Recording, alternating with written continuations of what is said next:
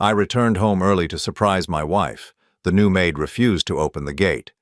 "Madam is at the pool with her husband." I said, "I am the husband." She scoffed. "The boss has been here for hours." I looked through the fence and saw the personal trainer. I didn't scream. I decided to play the delivery guy. I handed them an envelope that made the couple run down the street in their towels. "I'm glad to have you here. Follow my story until the end and comment the city you're watching from, so I can see how far my story has reached." My name is Roger, and at 62 years old, I thought I knew everything about my wife, Holly, after 35 years of marriage. I thought I understood the rhythm of our life together, the comfortable predictability of our routines, the quiet trust that had carried us through decades of shared mornings and whispered goodnights. I was wrong about everything. It was a Tuesday in late September when my world cracked open like an egg hitting concrete. I had left the office early that day, feeling lighter than I had in months.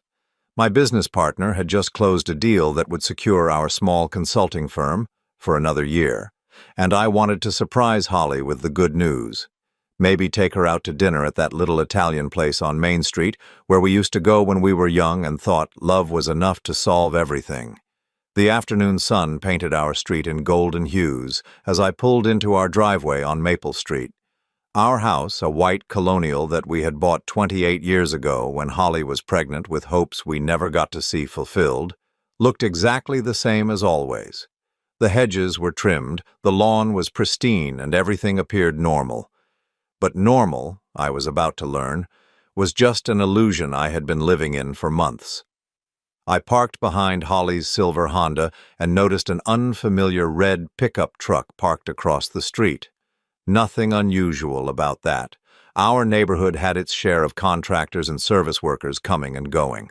I grabbed my briefcase and walked toward the front door, already imagining Holly's surprised smile when I told her about coming home early.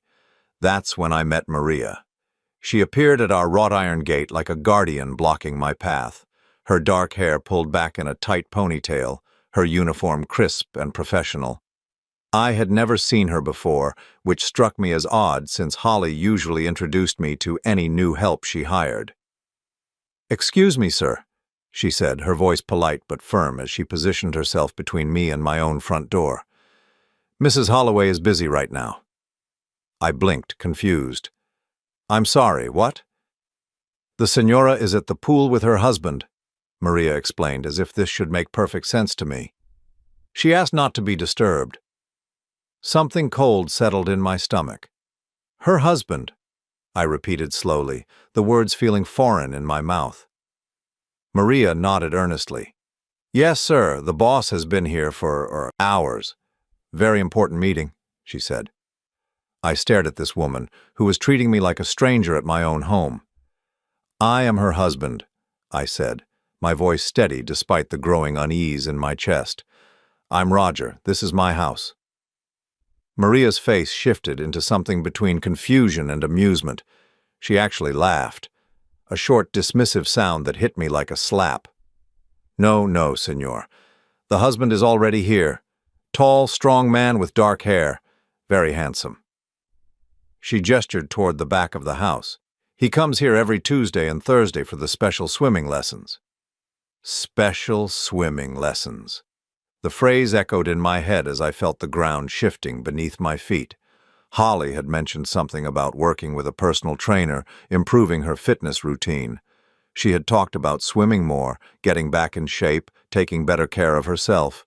I had encouraged it, proud of her commitment to health at 60 years old. "Maria," I said carefully, trying to keep my voice calm while my heart hammered against my ribs. "I need you to let me through. This is my house. I live here." She looked me up and down, taking in my gray slacks, my button-down shirt, my thinning hair and lined face. When she looked back at my eyes, there was pity there. Pity for the confused old man who was clearly delusional. "Sir, I think maybe you are confused. The boss, he is much younger, very fit. He drives the red truck." She pointed toward the street where that unfamiliar pickup was parked. the red truck. Everything was starting to make a sickening kind of sense. "How long have you been working here?" I asked. 3 weeks, Maria said proudly. "Mrs. Holloway hired me special for when the boss comes for swimming. Very important that they have privacy for the training." Privacy for the training. I closed my eyes for a moment, feeling 35 years of trust and love crumbling like old concrete. When I opened them again, Maria was watching me with growing concern. "Sir, are you okay? You look very pale." I nodded slowly, though nothing about this moment was okay. "Maria, I need you to step aside. Now." Something in my voice must have convinced her, because she hesitated and took a small step back, but instead of going to the front door, I walked around to the side of the house where the tall wooden fence enclosed our backyard, the fence that provided privacy for Holly's garden, for our weekend barbecues, for quiet evening conversations under the stars, for whatever was happening right now. I found a gap between two fence boards where the wood had warped slightly over the years. I had been meaning to fix it for months, but never got around to it. Now I was grateful for my procrastination as I pressed my eye to the opening. The scene that unfolded before me will be burned into my memory until the day I die. There was Holly, my wife of 35 years, in a red bikini I had never seen before. She was laughing in a way I had not heard in years, light, carefree, genuinely happy. Her hair was styled differently, younger somehow, and her skin glowed in the afternoon sun. And there was the man Maria had called the boss. He was indeed tall, muscular, with thick, dark hair and the kind of confident posture that comes with youth and physical strength. He couldn't have been more than 40, maybe younger. His name was Jake, I would later learn, Jake Morrison, 28 years old, certified personal trainer and predator of lonely wives. I watched as Holly playfully splashed water at him, watched as he caught her hand and pulled her closer. I watched as they kissed, not the brief, perfunctory kisses that Holly and I had exchanged for years, but the deep, hungry kind of kiss that speaks of passion and secrets and promises made in whispered moments. I watched as my wife touched this stranger's face with tenderness I had forgotten she possessed. I watched as she threw her head back and laughed at something he whispered in her ear, the sound carrying across the water like a knife through my chest. I watched as they moved together in the pool, their bodies intertwined in a way that spoke of familiarity, of practiced intimacy, of something that had been happening for far longer than 3 weeks. My legs felt weak, and I had to grip the fence to keep from falling. This wasn't a moment of weakness, a single mistake that could be forgiven and forgotten. This was a relationship. This was Holly, living an entire life I knew nothing about, with a man who was younger than some of the friendships we had cultivated together. I don't know how long I stood there, paralyzed by the destruction of everything I thought I knew about my life. It could have been minutes or hours. Time seemed to have stopped, leaving me suspended in this moment of awful clarity. Finally, I forced myself to step away from the fence. My hands were shaking as I walked back around the house, past Maria, who was now watering the front flower beds and humming softly to herself. She looked up as I passed. "You find what you were looking for, sir?" I met her eyes, and for a moment I saw understanding there. She knew, of course she knew. Holly had hired her specifically to keep people like me, people like the real husband, from disturbing her afternoons with Jake. "Yes," I said quietly. "I found exactly what I was looking for." I got back in my car and drove away from my house, away from my life, away from 35 years of what I had thought was love, but was apparently just habit and convenience. I drove with no destination in mind, just needing to move, needing to process what I had seen. As I sat at a red light 3 blocks from home, my phone buzzed with a text message. It was from Holly. "Working late at the gym again. Don't wait up. Love you." I stared at those 3 words. Love you, and felt something inside me die. Not just love, but the naive belief that the people closest to us are incapable of such casual cruelty. She was texting me lies while Jake's hands were still wet from touching her skin. That's when I knew I wasn't going to confront her. I wasn't going to scream or cry or beg for explanations. I was going to do something far more devastating than that. I was going to think.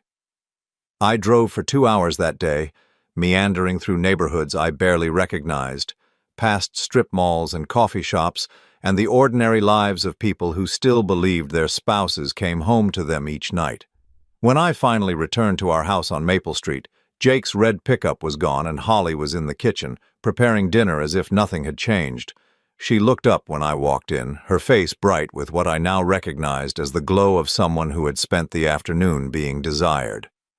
"You're home late," she said, stirring something that smelled like the beef stew she used to make when we were young.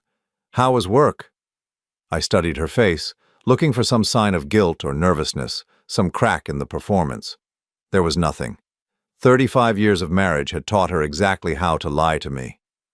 "Fine," I said, setting my briefcase on the counter, "same as always." She nodded, already losing interest in the conversation. This, I realized, was how it had been for months. Holly, going through the motions of being a wife while her mind was somewhere else entirely. With someone else entirely. "I started that new fitness routine I told you about," she said casually, not meeting my eyes. "The personal trainer is really pushing me. I'm exhausted." The personal trainer. I wanted to laugh at the euphemism, but instead I just nodded. "That's good. You seem happier lately." She paused in her stirring for just a moment, so briefly I almost missed it. "Do I? Well, exercise is good for the mood, they say." Exercise. I watched her move around the kitchen, this woman I had shared a bed with for over 3 decades, and marveled at how easily the lies flowed. How long had she been practicing this performance? How many conversations had we had where she was thinking about Jake's hands on her skin while discussing groceries and bills and the weather? That night, I lay in bed, listening to Holly breathe beside me. Her body turned away from mine as it had been for months. I had attributed her distance to menopause, to the natural evolution of a long marriage, to the comfortable transition from passion to companionship. I had been such a fool. I didn't sleep. Instead, I stared at the ceiling and made lists in my mind. Everything I needed to know, everything I needed to do, every detail that would matter when the time came to act. The next morning, I called in sick to work for the first time in 5 years. Holly seemed surprised but not concerned. "I hope you're not coming down with something," she said, adjusting her hair in the hallway mirror. She was dressed for the gym in expensive workout clothes I didn't remember her buying. "I have my training session this afternoon, so I probably won't be back until evening." Training session. The words felt like salt in a wound. "Take your time," I told her. "Get a good workout." After she left, I sat in my home office and did something I never thought I would do in my entire life. I looked up private investigators in our area. The man I eventually hired was named David Chen. He was professional, discreet, and expensive, $3,000 for what he delicately called a comprehensive matrimonial investigation. I met him at a coffee shop downtown, away from any place where Holly and I might be recognized together. "How long has this been going on?" David asked after I explained the situation. "I don't know," I admitted. "I think longer than I want to believe." David nodded with the weary understanding of someone who had seen this story play out countless times. "Most people wait too long to call me. They see the signs but hope they're wrong. You're actually moving faster than most." Faster. The word stung because it implied I had been slow to recognize what was happening in my own marriage. How many Tuesday and Thursday afternoons had Holly been with Jake while I worked late at the office, proud of my wife for taking care of her health? "What exactly do you need to know?" David asked. "Everything," I said. "How long it's been happening, how serious it is, whether—" I paused, the words sticking in my throat like glass. "Whether she's planning to leave me?" David made notes in a small leather journal. "Most of my clients want evidence for divorce proceedings. Is that your goal here?" I considered the question. Was it? I honestly didn't know yet. All I knew was that I couldn't move forward, in any direction, without understanding the full scope of what I was dealing with. I just need the truth, I told him. The truth, as it turned out, was worse than I had imagined. David called me 3 days later with a preliminary report. We met at the same coffee shop, and he slid a manila folder across the table to me like we were conducting some kind of spy transaction. "Your wife has been seeing Jake Morrison for approximately 4 months," he began without preamble. "It started in June when she hired him as a personal trainer through Elite Fitness. The relationship became sexual within 2 weeks." 4 months. I opened the folder and found photographs that made my stomach clench. Holly and Jake leaving a hotel on the other side of town. Holly and Jake having lunch at a restaurant I had never heard of. Holly and Jake shopping together at a mall 30 minutes away from our house, far enough that they wouldn't run into anyone we knew. "There's more," David continued quietly. "She's been using a credit card you probably don't know about to pay for hotel rooms, dinners, gifts for him. She spent approximately $8,000 in the past 4 months. $8,000. Money from our joint account that I had assumed was going toward her gym membership and healthy eating. Money I had been happy to see her spend on herself because I thought it meant she was taking care of her health." "They meet twice a week," David said, "always on Tuesdays and Thursdays. Sometimes at your house when you're at work, sometimes at his apartment, sometimes at hotels. She tells him details about your marriage, your finances, your routines." My fingers tightened on the folder. "What kind of details?" David's expression grew uncomfortable. "Mr. Holloway, this might not be something you want to hear. Tell me." "She's told him about your retirement accounts, your life insurance policy, the value of your house." David paused. "She's also told him that you've been talking about updating your will." The coffee in my cup had gone cold, but I barely noticed. Why would she tell him about my will? David leaned forward slightly, his voice dropping. "Mr. Holloway, I've been doing this for 15 years. When a spouse starts discussing inheritances and life insurance with their affair partner, it usually means one of two things. Either they're planning to leave the marriage and want to know what they'll walk away with, or they're planning to wait for the marriage to end in a different way." The implications of his words hit me like a physical blow. Holly wasn't just having an affair. She was calculating, planning, waiting. "There's something else," David said, pulling out another photograph. "This was taken yesterday." The image showed Holly and Jake in what appeared to be a jewelry store. Jake was pointing to something in a display case while Holly nodded eagerly beside him. "We couldn't hear the conversation," David said, "but the body language suggests they're making plans, long-term plans." I stared at the photograph until the faces blurred. Holly was looking at Jake with the same expression she had worn when we picked out our engagement ring 40 years ago, excited, hopeful, in love. "How much do I owe you for this?" I asked, closing the folder. "You paid the retainer. This completes the basic investigation." David studied my face. "But Mr. Holloway, if you're planning to confront your wife with this information, I'd strongly recommend speaking with a divorce attorney first. Protect yourself legally before you make any moves." A divorce attorney. The phrase felt surreal.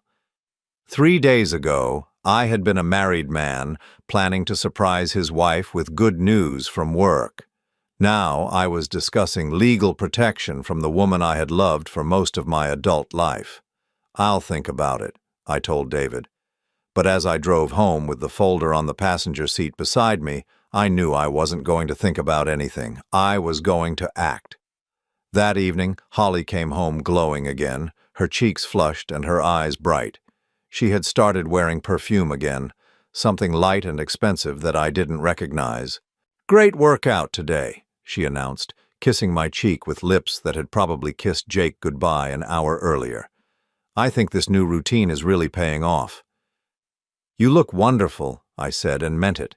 She did look wonderful, alive and vibrant in a way she hadn't in years. The irony was devastating. "I'm thinking about increasing my sessions," she said, opening the refrigerator. "Maybe 3 times a week instead of 2. Jake thinks I'm ready for more advanced training." Jake thinks. I wondered how many conversations Holly and I had had in the past 4 months where she had quoted Jake's opinions to me. How many times had she used my own trust against me? sharing intimate details of our life with her lover while I nodded and smiled and encouraged her newfound happiness. "Whatever makes you happy," I told her. She smiled at me then, a genuine warm smile that reminded me of why I had fallen in love with her so many years ago. That smile hurt more than all of David's photographs combined because it meant that Holly was capable of feeling joy and love and contentment. She just felt those things for someone else now. That night, I made my decision. I wasn't going to confront Holly. I wasn't going to beg or plead or ask her to choose between Jake and me. I already knew who she would choose, and I refused to humiliate myself by asking the question. Instead, I was going to give Holly exactly what she wanted, but on my terms. I was going to set her free in a way she would never forget. The following week, I became a man I didn't recognize. During the day, I maintained my routine, going to work, responding to emails, attending meetings as if my life wasn't disintegrating. But underneath the surface, I was conducting my own investigation, piece by piece, like assembling a puzzle I desperately didn't want to complete. I started paying attention to details I had ignored for months.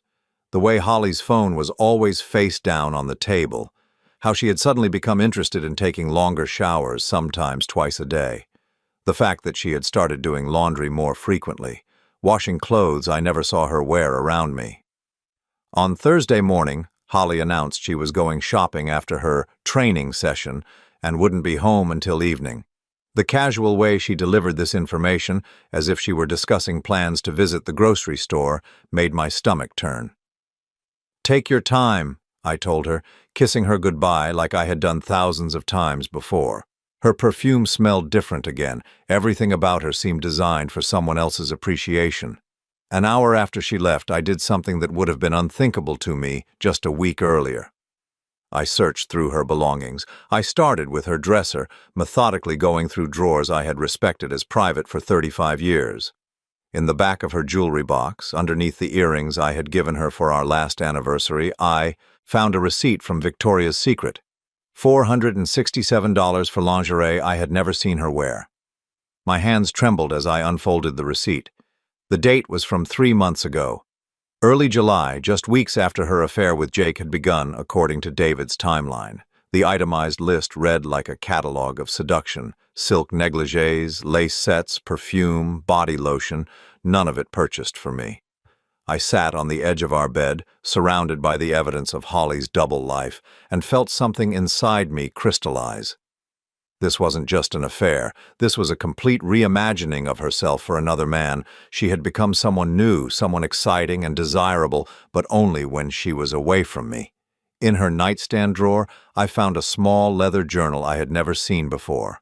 My conscience warred with my need to know the truth, but the truth won. I opened it to find pages of Holly's handwriting, documenting her relationship with Jake in excruciating detail. The entries started in June. "Jake makes me feel alive again. When he looks at me, I remember what it's like to be desired, not just tolerated."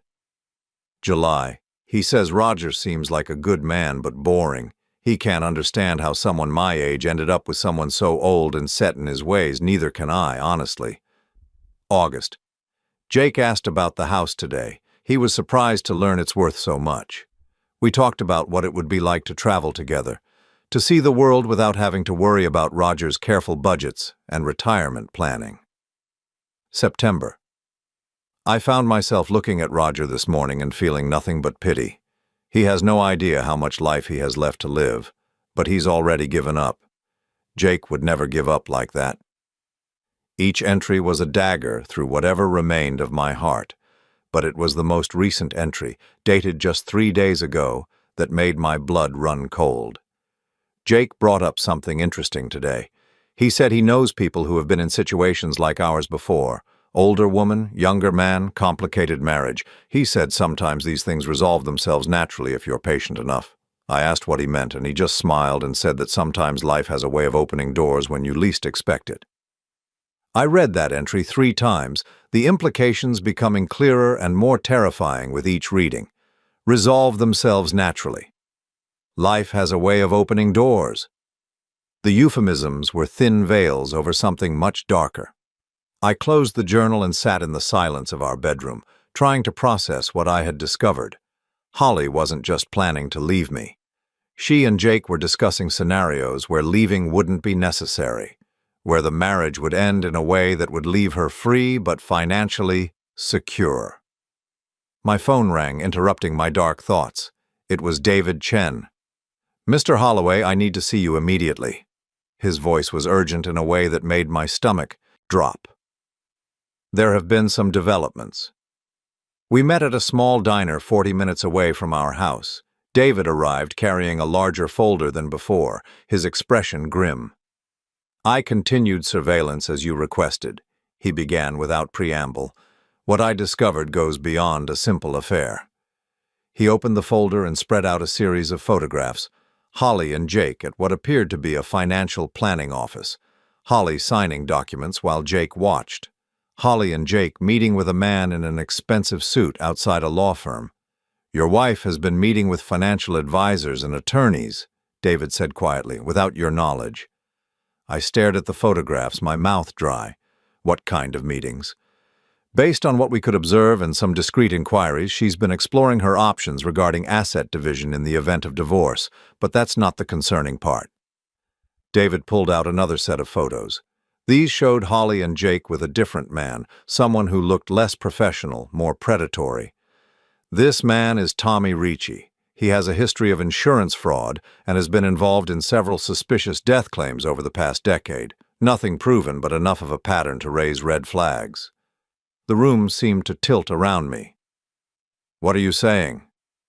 "I'm saying your wife and her boyfriend have been asking questions about your life insurance policy, specifically about how quickly claims are paid out and whether there are any exclusions for accidental death." I felt bile rise in my throat. "You think they're planning to kill me?"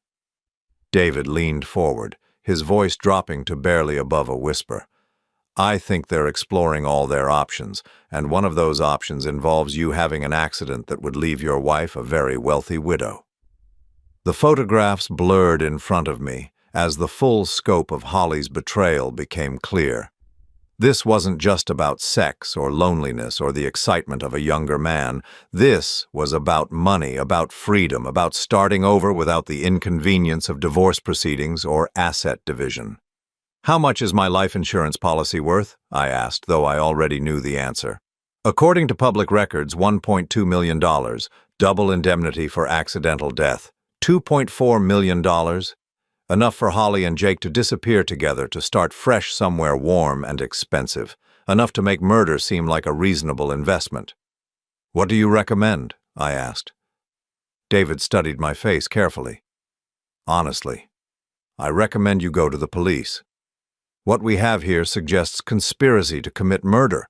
Even if they haven't acted yet, planning it is a crime." I considered this option, imagining the humiliation of explaining to strangers that my wife of 35 years was planning to have me killed for insurance money. The media attention, the public exposure, the destruction of whatever dignity I had left. "No," I said, firmly. "No police? Then what do you want to do?" I was quiet for a long moment, an idea forming in my mind. A plan that would give Holly exactly what she wanted, but not in the way she expected. "I want you to document everything," I told David. "Every meeting, every conversation you can record, every plan they make. I want evidence of all of it." And then, I smiled for the first time in weeks, though it felt more like baring my teeth. "Then I'm going to deliver some very important documents to my wife." David raised an eyebrow. "What kind of documents?" "Divorce papers," I said, "but not the kind she's expecting."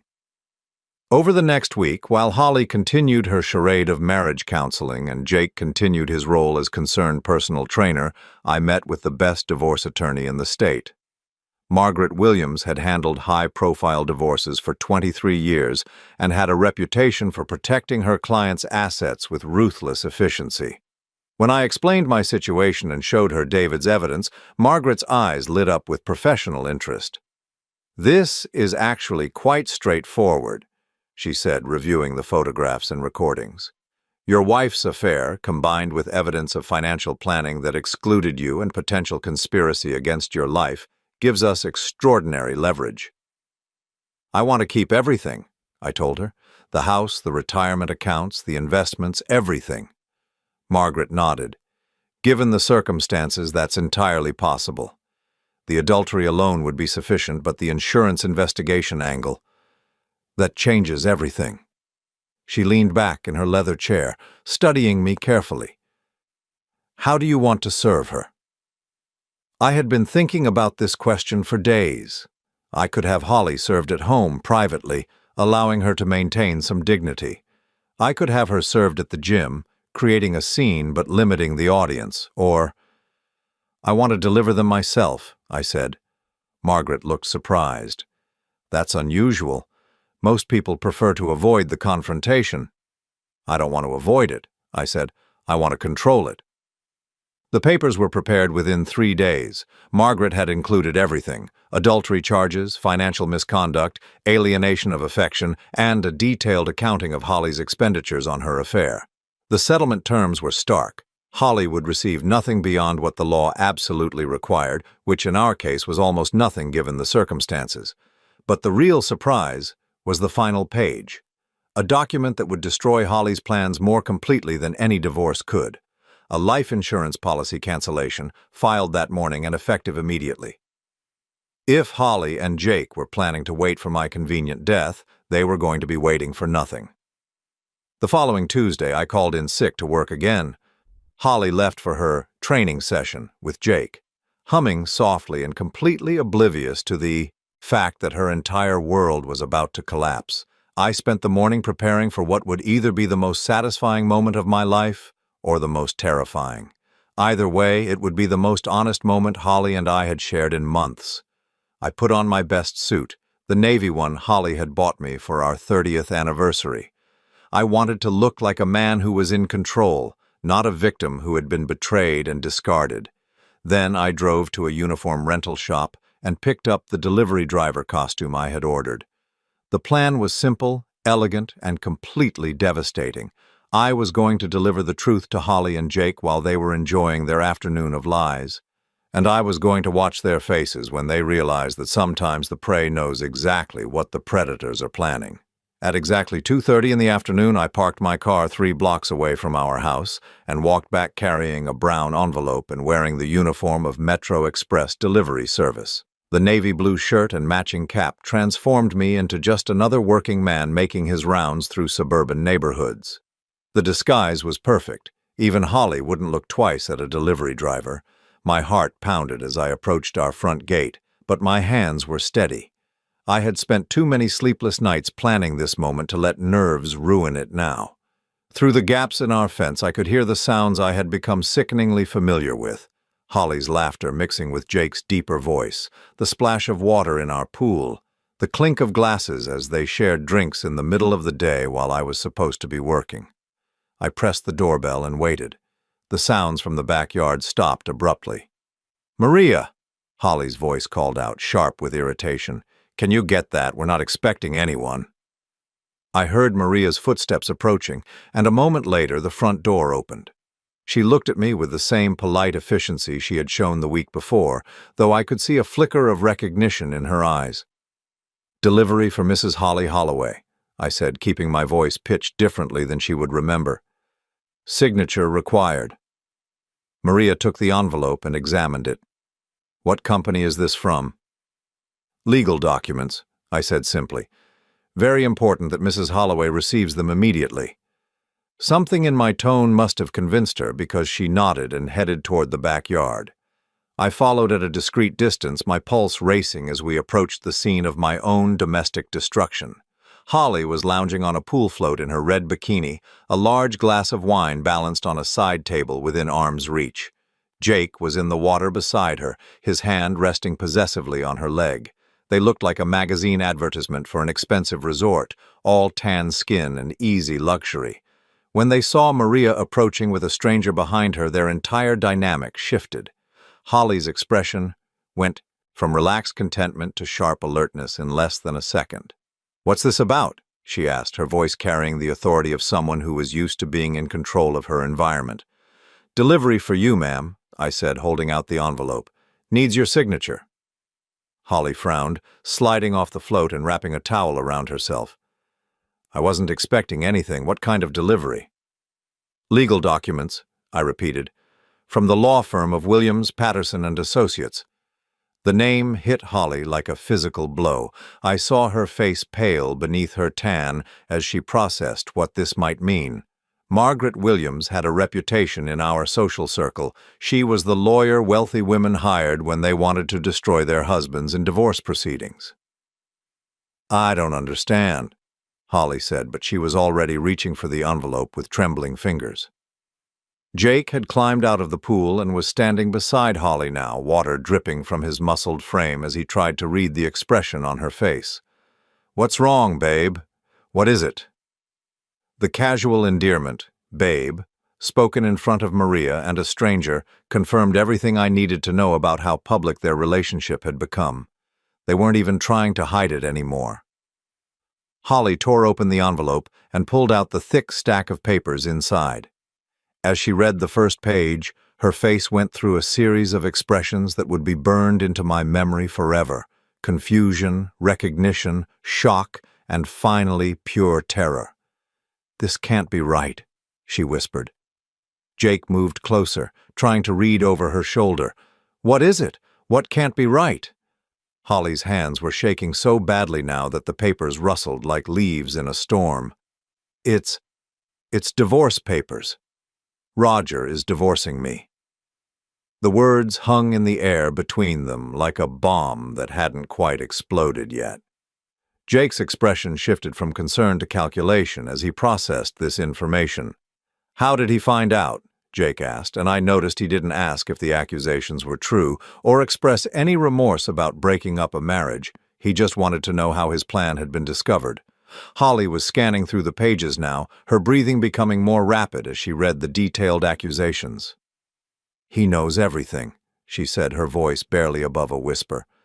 The hotels, the credit cards, the meetings with... She stopped reading abruptly, her face going white. With who? Jake demanded. What meetings? Holly looked up at him with an expression of pure panic. He knows about Tommy Ricci.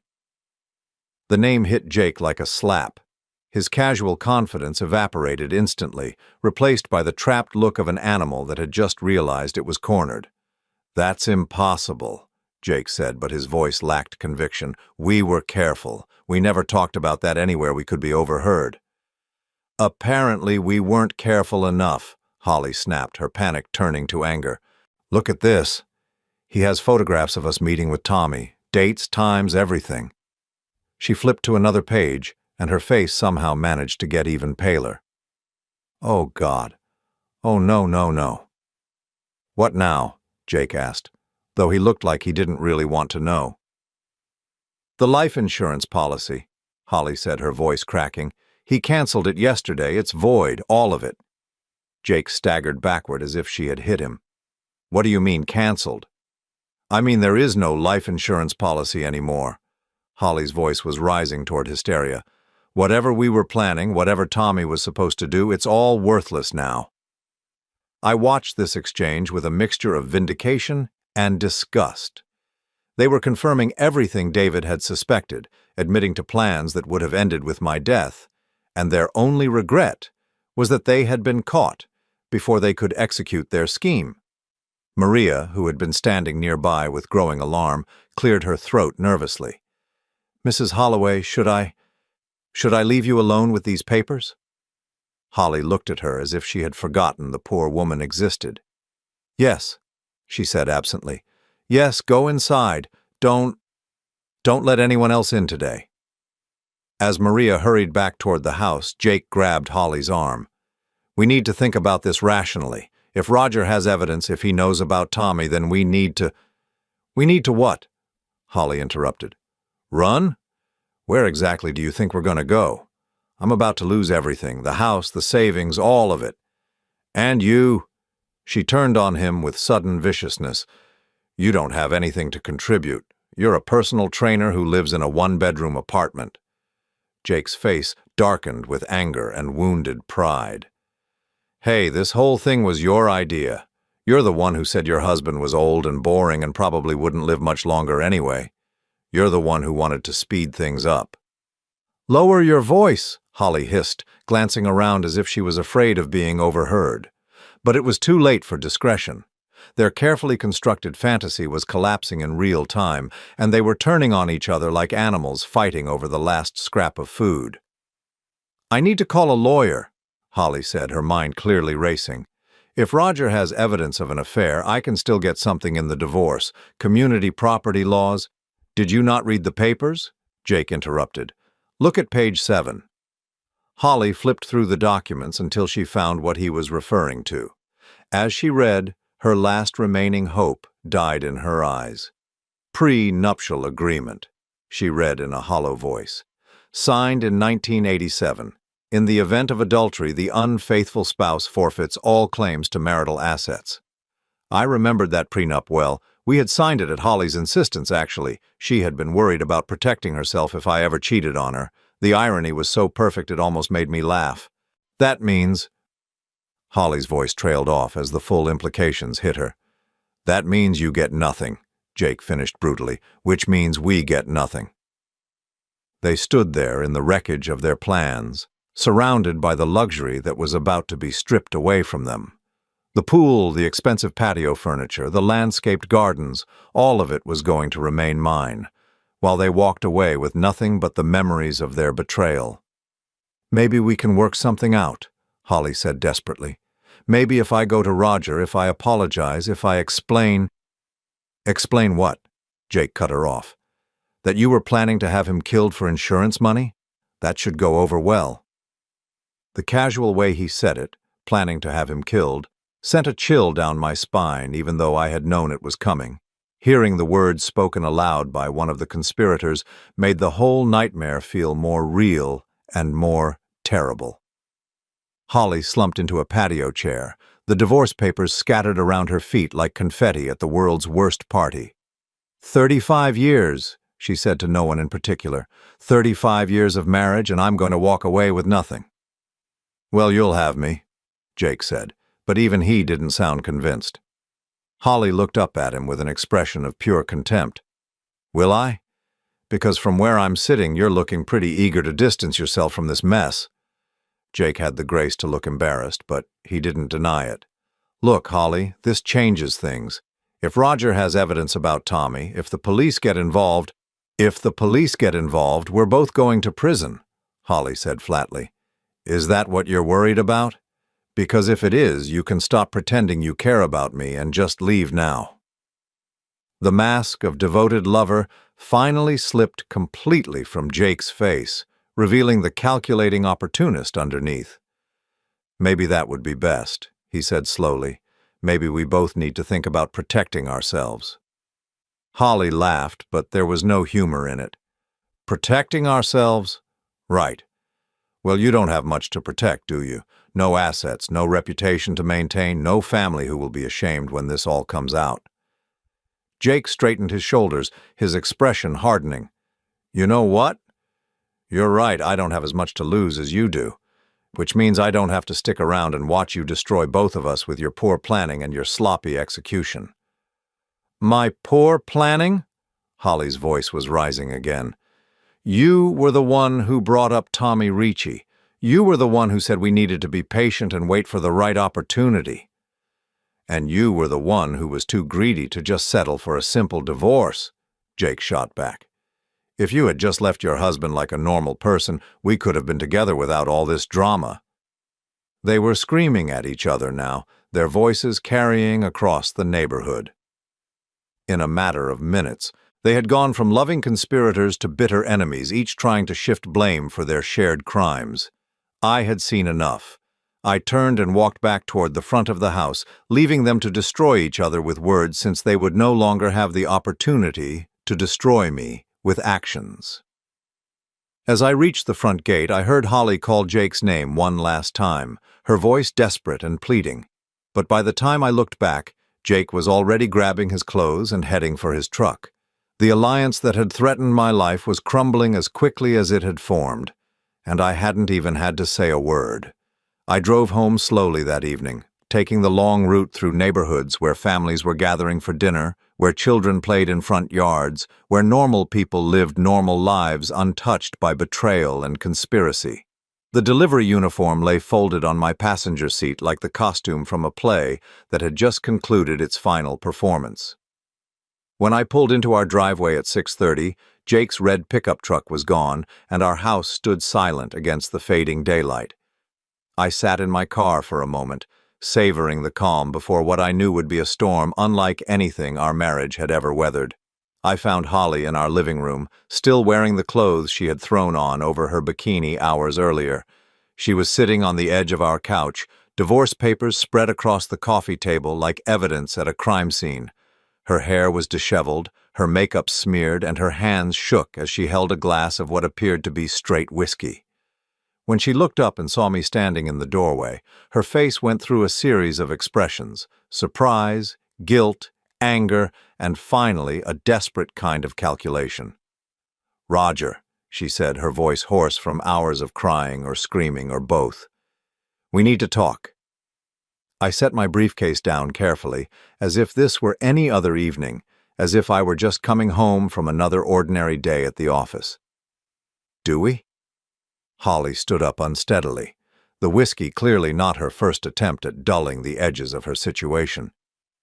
"Those papers, those accusations, they're not what you think." I almost admired her audacity. Even caught red-handed with evidence that could send her to prison, she was still trying to manipulate the narrative. "What should I think they are, Holly?" She moved closer, her eyes searching my face for some sign of the malleable husband she had been betraying for months. "It's complicated. Jake, he's been pressuring me, making me do things I never would have considered on my own." The lie was so transparent, so insulting to both my intelligence and my dignity, that I felt the last vestiges of love I had carried for this woman finally die. She was going to blame Jake, paint herself as the victim of his manipulation, as if I hadn't read her journal entries celebrating their conspiracy. "Pressuring you to do what?" "Exactly?" I asked. Holly's breathing became more rapid as she realized I wasn't going to make this easy for her. The meetings with those people, the questions about insurance policies, I never wanted any of that, Roger. I was scared of him, scared of what he might do if I didn't go along with his plans. His plans. I let the words hang in the air between us. "Is that what you're calling them now?" Holly nodded eagerly, seizing on what she perceived as an opening. He had this idea that marriages like ours sometimes end naturally, and when they do, the surviving spouse deserves to be taken care of. He made it sound so reasonable, so inevitable. I walked to my chair, the leather recliner where I had spent countless evenings reading while Holly watched television or worked on her laptop, planning God knows what with her young lover. I sat down slowly, watching her face as she tried to gauge my reaction to her performance. "And you found his reasoning compelling," I said. "No." Holly moved closer, desperation making her voice higher, more frantic.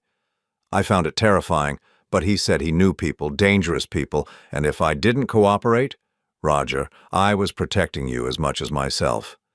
The revisionist history was breathtaking in its scope. In Holly's new version of events, she had been a reluctant participant in a scheme to murder me in order to protect me from being murdered. The psychological gymnastics required to construct such a narrative would have been impressive if they weren't so insulting. "Where is Jake now?" I asked. Holly's face crumpled. "Gone. The moment he saw those papers, he abandoned me.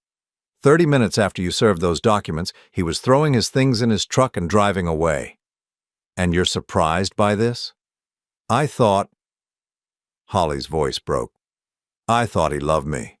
I thought we were partners in this, but the second things got difficult, he ran like a coward." I studied my wife's face. This woman who had shared my bed for 35 years, who had promised to love me in sickness and health, for richer or poorer, till death do us part. The irony of that last vow wasn't lost on me. "Holly," I said quietly, "do you understand what's going to happen now?" She wiped her eyes with the back of her hand, smearing her mascara further. "I was hoping we could work something out. The prenuptial agreement, surely there's room for negotiation. A marriage this long, there must be some provision for reconciliation. Reconciliation. The word tasted like poison. You want to reconcile our marriage after planning my murder. Holly flinched as if I had struck her. It was never supposed to go that far. It was just talk. Fantasies. People say things when they're angry or frustrated that they don't really mean. People say things, I repeated. Is that what you call meeting with Tommy Ricci? Is that what you call researching the terms of my life? Insurance policy? Just talk? Holly's composure finally cracked completely. She fell to her knees beside my chair, her hands reaching for mine in a gesture that once would have melted my resolve, but now only disgusted me. Please, she whispered. I know I made terrible mistakes. I know I hurt you, but we can fix this. We can go to counseling. I can make this right. I looked down at her tear-stained face and felt nothing but cold emptiness. Holly, you hired a man to kill me, so you could inherit my money and run away with your lover. Exactly which part of that do you think counseling can fix? I never hired anyone, she protested. We only talked to Tommy about hypothetical situations. We never paid him anything, never made any concrete plans. Because I discovered your scheme before you could execute it, I finished. The only reason I'm still alive is because you were sloppy, not because you changed your mind. Holly's hands tightened on mine, her fingernails digging into my skin. That's not true. I could never have gone through with something like that. I'm not a murderer, Roger. I'm just a woman who made some very bad choices. Bad choices. I pulled my hands free from her grip. Is that what you call adultery and conspiracy to commit murder? Bad choices? She sat back on her heels, her face streaked with tears and desperation. What do you want from me? What can I possibly say or do to fix this? Nothing, I said simply. There is nothing you can say or do. The marriage is over, Holly. It's been over for months. You just didn't bother to tell me. Holly's breathing became shallow and rapid, panic setting in as she realized that her tears and pleading weren't having their intended effect. The house, she said suddenly. This is my home too. I have rights. Not according to the prenuptial agreement you insisted we sign, I reminded her, and certainly not after what you've done.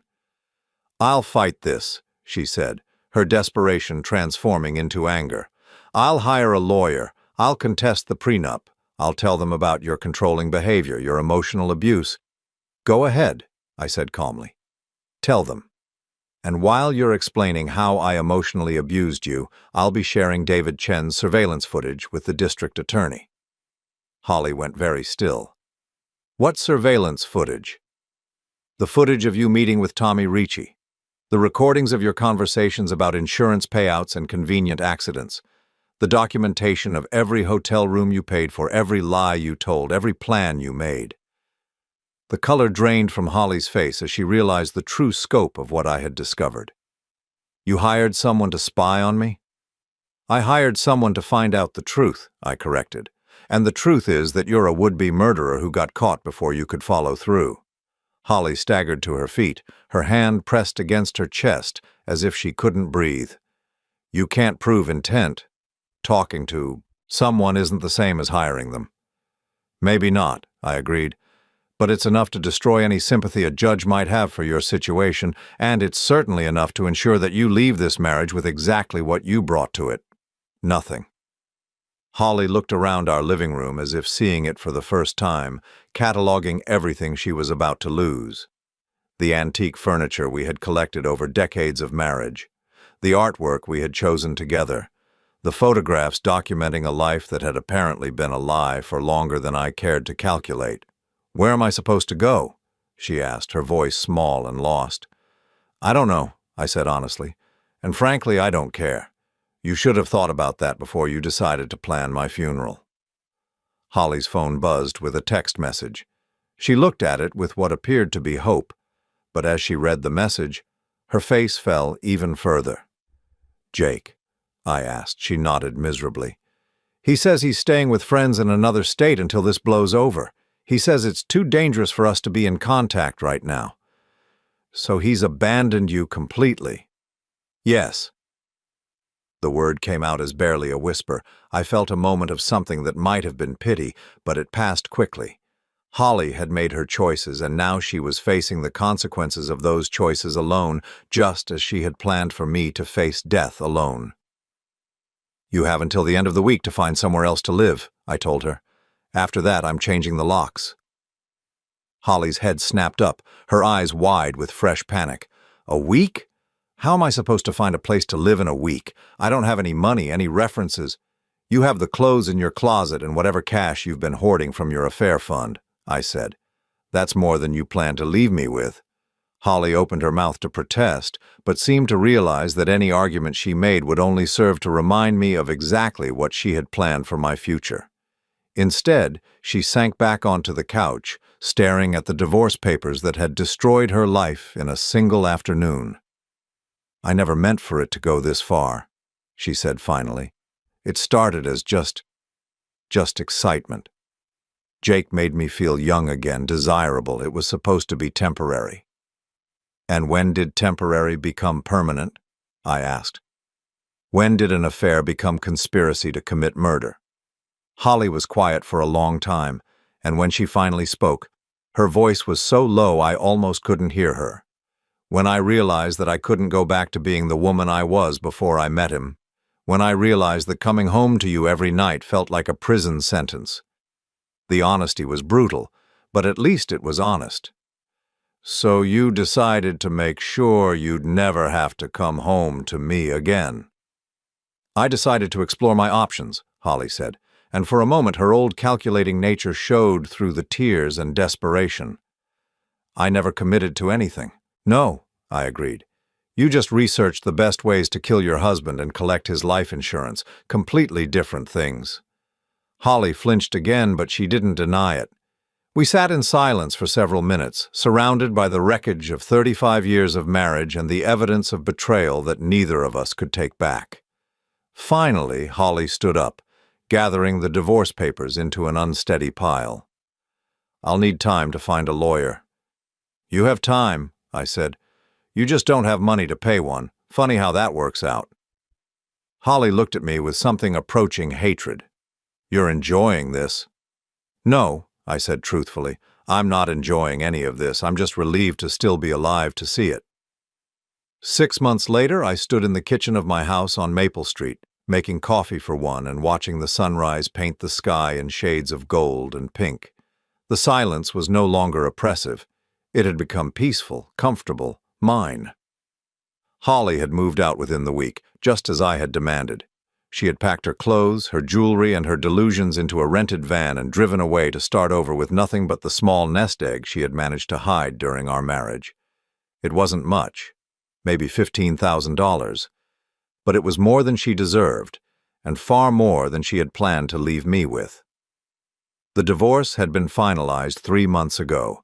Margaret Williams had been as ruthless and efficient as her reputation suggested, and Holly's public defender had been no match for the evidence we presented.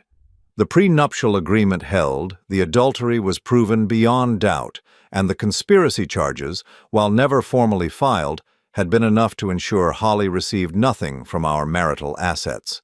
Jake Morrison had never returned to town. According to David Chen's final report, he had moved to Florida and was working as a personal trainer at a resort, presumably looking for his next wealthy, lonely target. I hoped his future victims would be smarter than Holly had been, but I doubted it. Men like Jake thrived on the desperation of people who confused attention with love. Tommy Ricci had been arrested 2 weeks after my divorce papers were served, though not for anything related to me. Apparently, he had been careless with another client, and the police had finally gathered enough evidence to charge him with insurance fraud and conspiracy to commit murder in a different case. I read about it in the newspaper with a mixture of satisfaction and gratitude that I had discovered Holly's plans before Tommy had the chance to demonstrate his professional skills on my behalf. The house felt different now. Lighter, cleaner, honest. I had redecorated the living room, removing the furniture and artwork that reminded me too strongly of the life Holly and I had shared. The bedroom had been completely redone. I couldn't sleep in the same bed where Holly had lain beside me while planning my death, so I had donated everything to charity and started fresh. The pool area, once the scene of Holly's betrayal, had been transformed into something entirely my own. I had the deck refinished, bought new furniture, and installed a small outdoor kitchen. On warm evenings, I cooked dinner and ate outside, reading books I had never had time for during my marriage, listening to music Holly had always complained about, and enjoying the simple pleasure of being alone without being lonely. My retirement had become everything I had hoped it would be before Holly's betrayal had cast a shadow over those dreams. I traveled, sometimes with friends, sometimes alone. I had taken a photography class and discovered I had an eye for landscapes. I had learned to cook properly, not just the basic meals I had prepared during the few times Holly was away, but elaborate dishes that I prepared for the simple joy of creation. I had also started volunteering at a local legal aid clinic, helping other people navigate the complexities of divorce and domestic issues. Margaret Williams had recommended me after I mentioned my interest in helping people who found themselves in situations similar to mine. It was rewarding work, and it gave me a way to use my experience for something positive. The phone rang as I was finishing my coffee, interrupting my peaceful morning routine. I glanced at the caller ID and smiled. It was my brother Tom, calling from Arizona, where he had moved after his own retirement. "Good morning, little brother." Tom's voice was warm and familiar through the phone speaker. "Good morning, Tom. How are the grandkids?" "Growing too fast and eating me out of house and home," Tom laughed. "But that's not why I'm calling. I wanted to check in on you. It's been 6 months since the divorce was finalized. How are you doing? Really doing?" It was a question I had been asking myself frequently lately. How was I doing? The honest answer was better than I had expected, better than I probably deserved after the magnitude of the betrayal I had experienced. "I'm doing well," I told Tom. "Better than well, actually. I'm doing things I never thought I'd have the courage to try." "Such as?" I looked around my kitchen, my house, my life that was entirely my own for the first time in decades. "Such as living for myself instead of living for someone who was planning to kill me." Tom was quiet for a moment. He had been one of the few people I had told the complete truth about Holly's conspiracy, and the revelation had shaken him almost as much as it had shaken me. "Any regrets?" he asked finally. I considered the question seriously. Did I regret the 35 years I had spent with Holly? The time that had been genuine, before her resentment and Jake's influence had corrupted everything? Did I regret not seeing the signs earlier, not protecting myself sooner? "I regret that it took me so long to see who she really was," I said finally. "But I don't regret ending it. And I don't regret how I ended it." "Good," Tom said firmly. "What she did to you, what she was planning to do, there's no excuse for that. No amount of marital dissatisfaction justifies conspiracy to commit murder." We talked for another 20 minutes about lighter topics. Tom's garden, my photography, the vacation we were planning to take together in the fall. After we hung up, I sat in the quiet kitchen and reflected on how much my life had changed. The doorbell rang at exactly 10 o'clock, interrupting my meditation. I opened the door to find David Chen standing on my porch, carrying a small envelope and wearing the satisfied expression of a man who had good news to deliver. "Mr. Holloway," David smiled, extending his hand, "I have something for you." "More evidence?" I asked, though I couldn't imagine what else there was to discover about Holly's betrayal. "Better than evidence," David said, handing me the envelope. "Justice." Inside the envelope was a newspaper clipping from a small town in Florida. The headline read, "Local man arrested in insurance fraud scheme." Below it was a photograph of Jake Morrison being led away in handcuffs. "He tried the same scam with a widow in Tampa," David explained. "Apparently she was smarter than he gave her credit for, and she went to the police when he started asking about her late husband's life insurance policy." I studied Jake's photograph, noting how different he looked in handcuffs compared to the confident, predatory man who had seduced my wife. "How long is he facing?" "With his priors and the conspiracy charges, probably 15 to 20 years. Turns out your wife wasn't his first victim, just his most ambitious project." I folded the newspaper clipping and put it back in the envelope. "And Holly?" David's expression became more serious. She's working as a waitress in a diner about 50 miles south of here. Lives in a studio apartment above a laundromat. No car, takes the bus to work every day. The information should have made me feel vindicated, but instead I felt only a vague sadness. Holly had traded a comfortable life and a husband who loved her for poverty, isolation, and the knowledge that her young lover had been using her just as cynically as she had been using me. "She's asked around about you," David continued. "Apparently she's curious about how you're doing, whether you've sold the house, whether you're dating anyone new." "And what do people tell her?" David smiled. "They tell her you're doing better than you ever did when you were married to her." After David left, I spent the afternoon in my garden, tending to the vegetables I had planted in the spring. Gardening had become one of my unexpected pleasures in this new life. The satisfaction of nurturing something from seed to harvest, of creating beauty and sustenance with my own hands. As the sun began to set, painting the sky in brilliant oranges and purples, I realized that this was what happiness looked like. Not the dramatic joy of new love or unexpected windfall, but the quiet contentment of a life lived honestly, of being free from pretense and betrayal. My phone buzzed with a text message from an unknown number. For a moment I wondered if it might be Holly, trying to establish contact after all these months. But when I opened the message, it was from someone far more welcome. "Hi, Mr. Holloway, this is Susan from the Legal Aid Clinic. I wanted to thank you for your help with my divorce case. The judge ruled in my favor today. I'm keeping the house and full custody of the kids. I couldn't have done it without your guidance. You saved my life." I read the message twice, feeling a warmth that had nothing to do with the evening sun. Susan was a young woman whose husband had been stealing money from their joint accounts to fund an affair, leaving her and their 2 young children in financial jeopardy. I had helped her gather evidence and navigate the legal system, sharing some of the hard-won wisdom from my own experience. I typed back, "Congratulations, Susan. You saved your own life. I just helped you see that you had the strength to do it." As darkness settled over my neighborhood and lights began to twinkle in windows where families were gathering for dinner, I went inside and prepared my own meal. I cooked slowly, methodically, taking pleasure in each step of the process. I set the table with my good china, not saving it for a special occasion, because I had learned that every day you're alive and free is a special occasion. I ate dinner while reading a book about landscape photography, planning the trip I would take next month to photograph the changing leaves in New England. It would be my first autumn as a truly single man in 35 years, and I intended to celebrate it properly.